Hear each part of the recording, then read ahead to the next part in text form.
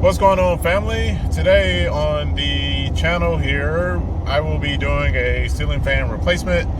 The customer has booked a job for it to be done. I'm not sure of the specifics of said ceiling fan, but it is in a bedroom, and that's pretty much the majority of the details that I got.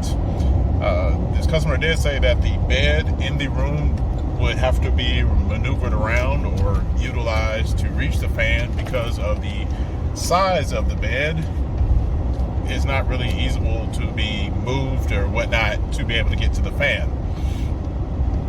So we'll see how that works out, and without further ado, let's get things started.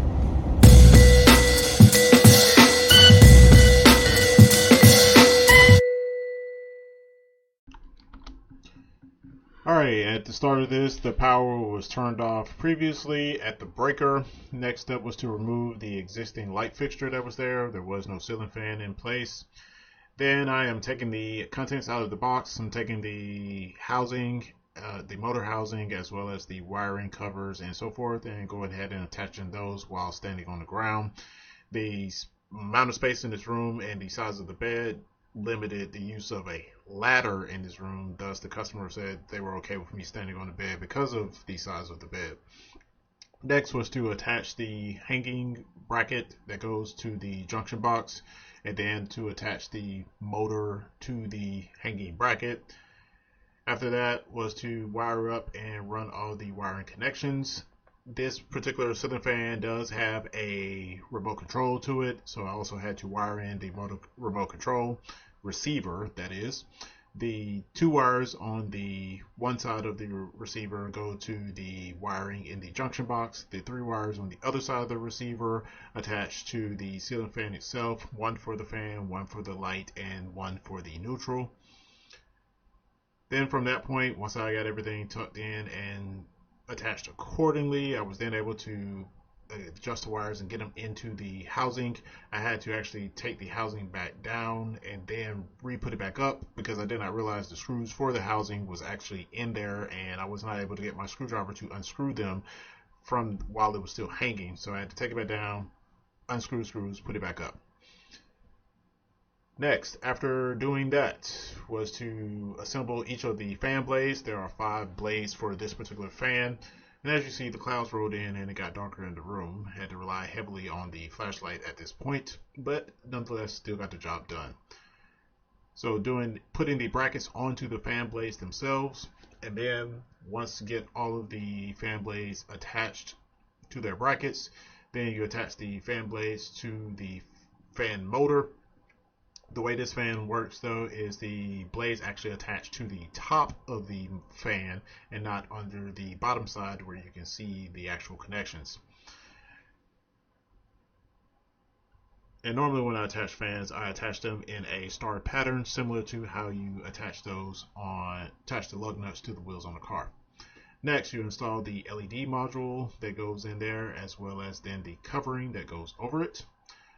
The customer requested that the remote control holder be installed on the wall, so that was put in place.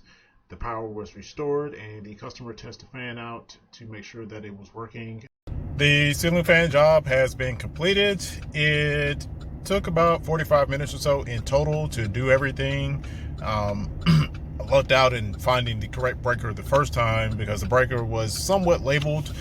They actually wrote the date on the panel from when the panel was upgraded to a 200 amp panel. It was upgraded in the year 2000, so that was a very good piece of information to know if it ever needed to be serviced again in the future. But was able to get in, get out. This particular model actually does have a remote with it, and it has the LED light fixture that goes on the bottom. The question that came up, and I've gotten this question before and I have yet to find an answer for it, is if the LED light on it stops working, what happens? Do you have to replace the fan, or do you just replace the LED? And I will say this: the LED is a module, and that module is made up of about 10 to 15 individual LEDs. Whether you have to replace just the entire module or you have to replace the whole fan, that I do not know, but I am curious as well, as I've gotten this question, like I said, multiple times. But what I tell customers is that most likely they may sell the LED module by itself, and if they do, then you can buy it and just swap it out. But in the worst case scenario, you will have to replace the fan and the LED module too, because all of it comes together. And ideally you would not have to replace this for at least a good 5 to 10 years. They say LEDs have a life of 25 years, sometimes longer, but a lot of that depends on the conditions in which it is used and the power, whether the power is clean power or, has various fluctuations. A number of factors go into that.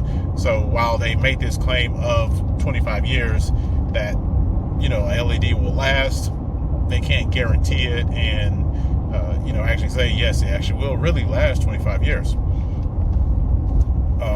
That being said, though, that wraps things up for this video. Thank you for watching.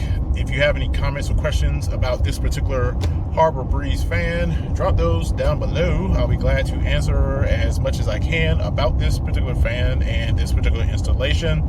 If you need a ceiling fan installed in your home and you are located in the Montgomery or River Region area, feel free to reach out, rhtservices.net, and from there you could either give us a call or send a message from the website where we can get in touch with you and schedule an appointment to get your ceiling fan installed. Last but not least, please be sure to subscribe, follow, and like this video. Until next time, thank you for watching.